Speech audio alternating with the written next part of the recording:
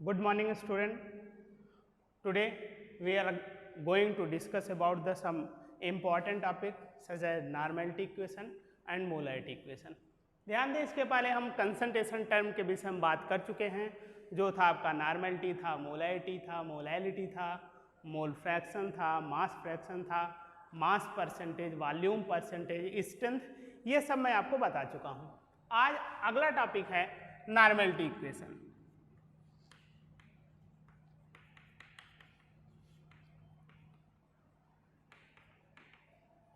ध्यान दें बेटा, इस पर भी क्वेश्चन पूछे जाते हैं। नॉर्मेलिटी इक्वेशन की अगर बात की जाए तो इसको जानने के लिए जानते रहिए कि अगर हम दो सॉल्यूशंस लें, एक की नॉर्मेलिटी n1 है और वॉल्यूम जो है वह v1 है, दूसरे सॉल्यूशन में उसे हम मिक्स करें जिसकी नॉर्मेलिटी n2 है और उसका वॉल्यूम अगर v2 हो, तो नॉर्मेलिटी इक्वेशन ये कहती है कि n1 v1 will be equal to n2 v2। ये आपका नॉर्मेलिटी इक्वेशन है।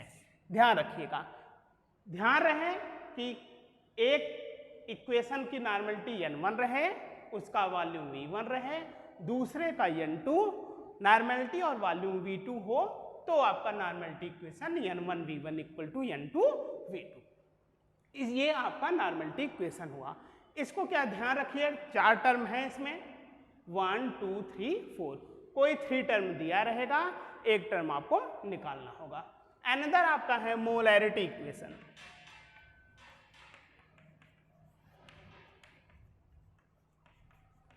मोलैरिटी इक्वेशन की अगर बात किया जाए तो इसमें भी अगर एक दो सॉल्यूशंस हैं, एक की मोलैरिटी m1 उसका वॉल्यूम v1 मिक्स किया जाए दूसरे सॉल्यूशन जिसकी मोलैरिटी m2 है और वॉल्यूम जो है वह v2 है, then m1 v1 equal to m2 v2। ये आपका मोलैरिटी इक्वेशन होगा। ध्यान दें, ये तो नॉर्मेलिटी इक्वेशन हो गए और मोलैरिटी इक्वेशन। कभी कभी दिक्कत वहाँ आती है जब नॉर्मेलिटी दी रहे फिर मोलैरिटी के टर्म लेना हो, तो आपको मैंने एक इक्वेशन बताया था, normality will be equal to valency factor multiplied by molarity. ध्यान दें, इस इक्वेशन के सहायता से भी हम चीजें और देखें, जहां जहां नॉर्मेलिटी है यहाँ पे अगर इस इक्वेशन को हम यहाँ पे ध्यान रखें, normality equal to valency factor and molarity, तो देखें यहाँ के इसे रीअरेंज कर सकते हैं। नॉर्मेलिटी की जगह देखें valency factor into molarity means m1 v1 equal to valency factor of 2, यहाँ मान लीजिए 1 कर देते हैं, ये valency factor of 1, m1 v1 equal to valency factor of 2। 1 और 2 का कहने की यही मतलब है कि दो अलग अलग सोल्यूशन हैं, m2 will be equal to v2।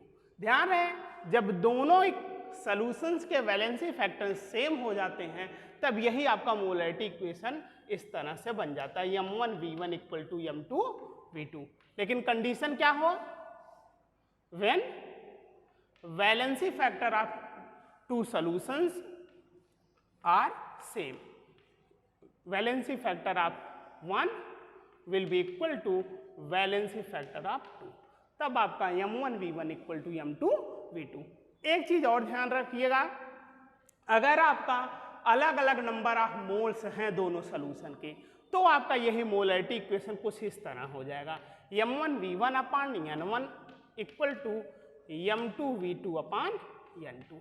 लेकिन ध्यान रहे, यह इक्वेशन तब हम देखेंगे जब नंबर ऑफ मोल्स जो होते हैं वो अलग अलग हों।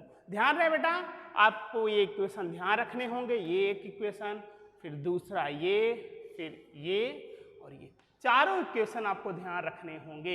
ये चारों इक्वेशन डिपेंड है नॉर्मेलिटी इक्वेशन और मोलैरिटी इक्वेशन। ये ध्यान रहे, इस सहायता से ढेर सारे न्यूमेरिकल्स पूछे जाते हैं।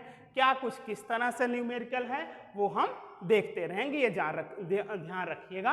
अब आइए देखते हैं न्यूमेरिकल सॉल्व कैसे किया जाता है। जब जितने भी टर्म आपको मैंने कंसंट्रेशन पे बताए गए हैं उस पर हम न्यूमेरिकल्स देखते हैं।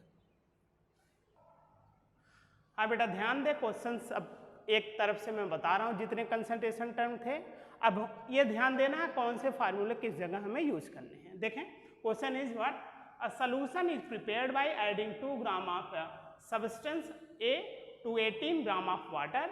Calculate the mass percentage of the solute.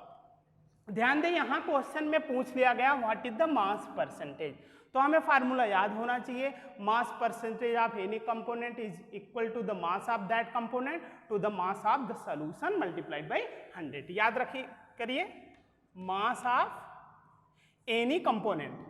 अब यहाँ पे सॉल्यूट कहाँ है, तो मास ऑफ सॉल्यूट, और सॉल्यूट आपका क्या है, ध्यान रखिए सॉल्यूट आपका क्या है, देखिए 2 ग्राम ऑफ सब्सटेंस ए कह दिया है, सॉल्यूट को ए कोई नाम दे दिया है, तो mass of solute A will be equal to, ध्यान रखिए मास परसेंटेज पूछा है, तो mass percentage of solute A will be equal to mass of solute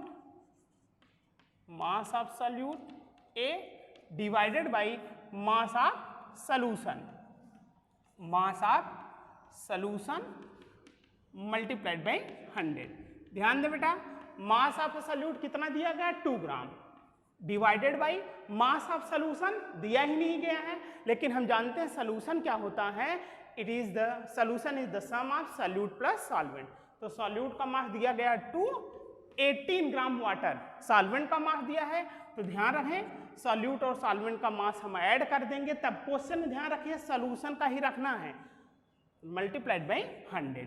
तो क्या हुआ, 2 डिवाइडेड बाई 20 मल्टीप्लाइड बाई 100, कितना आ गया, 25 जा 100 मीन्स 10% आपका क्या आ गया, ये मास ऑफ सॉल्यूट। अगर ये मास ऑफ सॉल्वेंट पूछ लेता तो ध्यान रखिए मास ऑफ सॉल्वेंट को अपर में रखते हैं और डिनोमिनेटर में वही रहता, तो क्या हो जाता, 2 की जगह क्या हो जाता 18 डिवाइडेड बाई 20 मल्टीप्लाइड बाई 100, तो ये सॉल्व करते कितना आ जाता 90। लेकिन क्वेश्चन में सॉल्यूट का पूछा है, इस तरह से हम लगाएंगे। ध्यान रहे, अगले क्वेश्चन की तरफ हम बढ़ते हैं। ध्यान दे बेटा, अगला क्वेश्चन हमारे पास, calculate the molarity of NaOH in the solution prepared by dissolving its 4 gram in NF water to form 250 ml of the solution.